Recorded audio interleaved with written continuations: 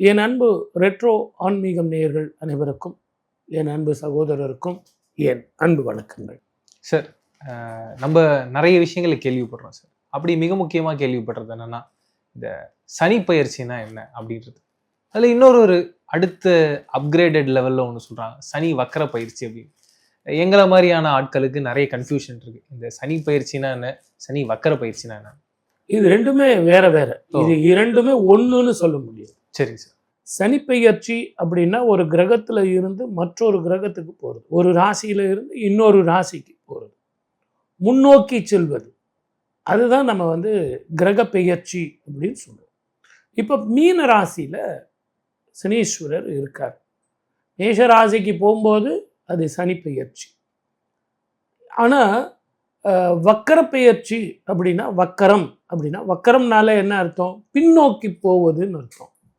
பின்னோக்கி போவதுன்னா கும்பத்தை நோக்கி போறாரா அப்படின்னா, ஜென்ரலாக ஒரு வக்கர பெயர்ச்சி அப்படின்னு சொல்லும்போது எந்த கிரகமும் வக்கரமாகி கும்பம் வரைக்கும் போவார். நம்ம குரு பெயர்ச்சியில் கூட அதிச்சாரமாக அவர் சிம்மம் வரைக்கும் போறாரு அப்படின்னு நம்ம சொன்னோம். ஆனால் அதனுடைய நிழல் பின்னோக்கி கும்பம் வரைக்கும் வரும் அப்படிங்கிறது தான் உண்மை. சனீஸ்வரர் இருக்கிறது கும்பத்தில், அந்த நிழல் பட்டாலும் அவர் அங்கே வருவாரா அப்படிங்கிறது கொஞ்சம் யோசிக்க வேண்டிய ஒரு விஷயம். இந்த வக்கரன் ஏற்படும் காலத்தில் 135 நாட்கள் வருது இந்த வக்கரன் இருக்கு. 27/7/2026 விடியற் காலையில் 1:14 சனீஸ்வரர் வக்கரம் ஆகிறார். 11/12/2026 காலையில் 5 வக்கர கதி நிவர்த்தி. சரி, மிதுன ராசிக்கு இந்த சனி வக்கர பயிற்சி எப்படி இருக்க போகுது?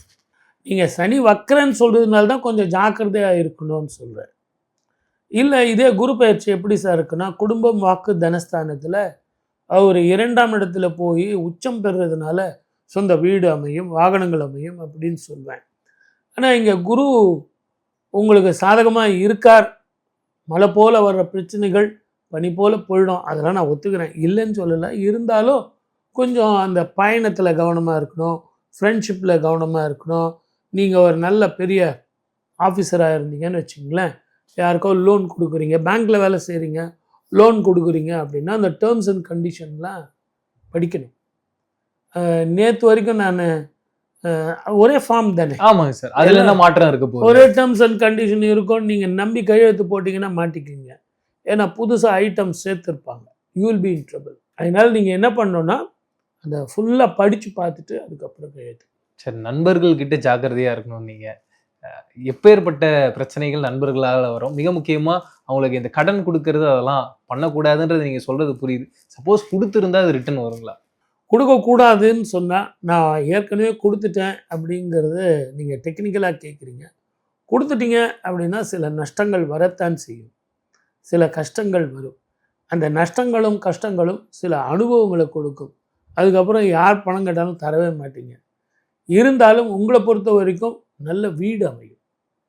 நான் சொல்கிற வீடு நல்ல மனைவி, நல்ல குடும்பம், நல்ல வாழ்க்கை, நல்ல படிக்கிற குழந்தைங்க, படிப்புக்காக வெளிநாடு போகிற குழந்தைங்களுக்காக செலவு பண்ணுறது அப்படின்னு உங்களுக்கு சுப பலனாக நடக்கும். பேங்க் கேரண்டியோடு உங்களுக்கு லோன் கொடுக்கறதுக்கு நிறைய பேர் காத்துக்கிட்டு இருப்பாங்க. உங்களுடைய சிபில் ஸ்கோர் இன்க்ரீஸ் ஆக போகுது.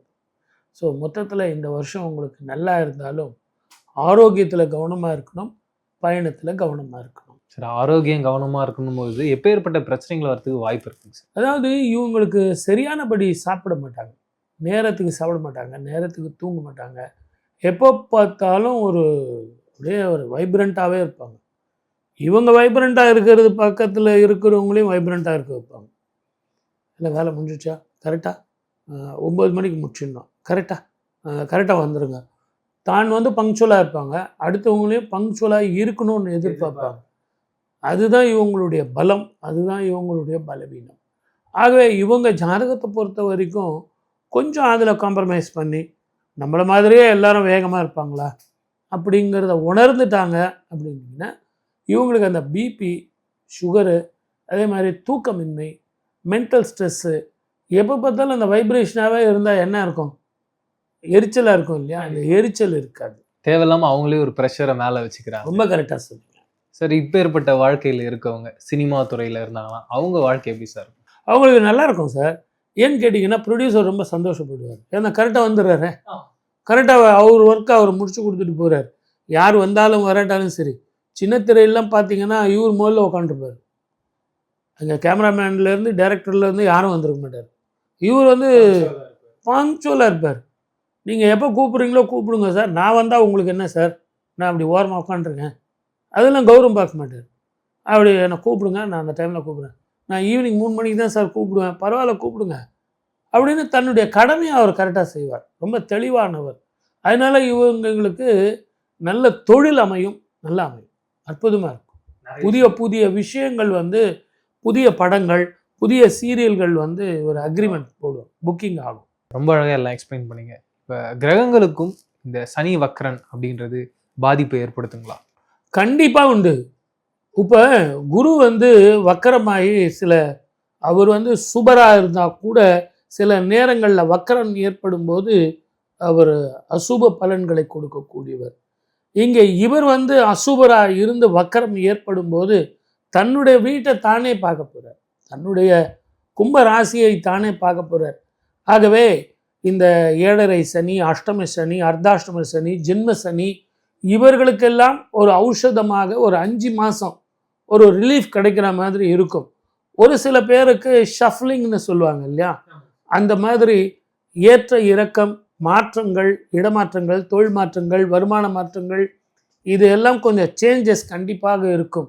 இந்த 5 மாதத்தில் நிறைய மாற்றங்கள் இருக்கும். அது பணப்பிரச்சனையாக இருக்கலாம், மனப்பிரச்சனையாக இருக்கலாம், தங்கம் வெள்ளியினுடைய விலை ஏற்ற இறக்கங்கள், ஷேர் மார்க்கெட் ஓரளவுக்கு அப் அண்ட் டவுன்ஸ் இருக்கலாம், போர் பதட்டம் இருக்கலாம். இருந்தாலும் இந்த வக்கரம் வந்து மிகப்பெரிய பிரச்சனையை கொடுக்காது.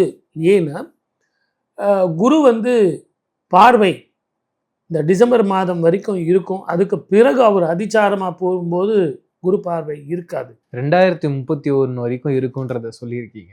அதுக்கப்புறமா இந்த பிரச்சனைகள்லாம் சரியாகி மறுபடியும் ஸ்மூத்தான ஒரு வாழ்க்கையை மக்கள் வாழ முடியுமா? 2031 வரைக்கும் இந்த பலன்கள் வந்து இருக்குமே. அதுக்கு பிறகு நமக்கு இது பழகி போயிடுமா, இல்லை அதுக்கு பிறகு நமக்கு சுபமான நல்ல பலன் கிடைக்குமான்னு கேட்டிங்க. அது உண்மையிலே ஒரு நல்ல இதுதான்.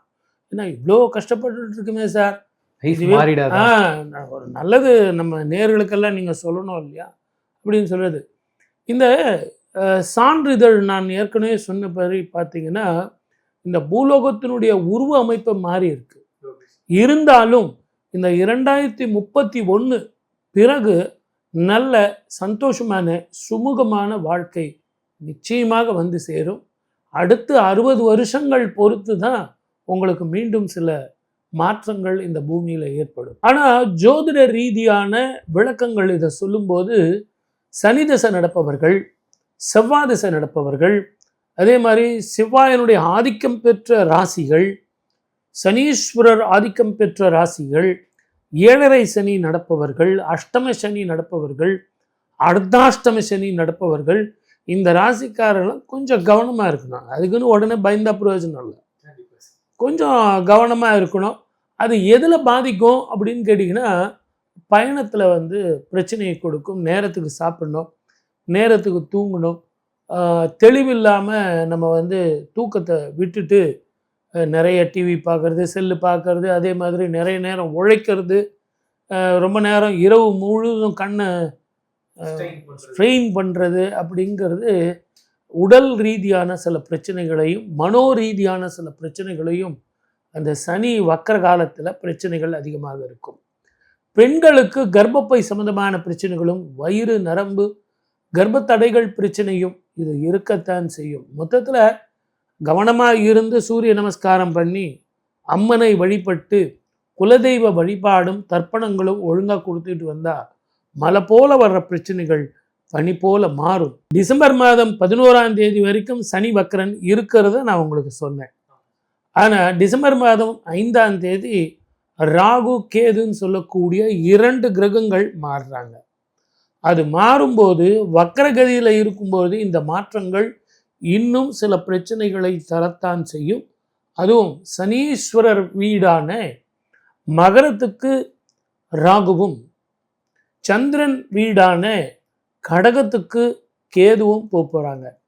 இப்படிப்பட்ட காலகட்டத்தில் தான் குருவனுடைய பார்வையும் சனீஸ்வரருக்கு இல்லாமல் அதிச்சாரமாக சிம்ம ராசிக்கு போக போகிறார்.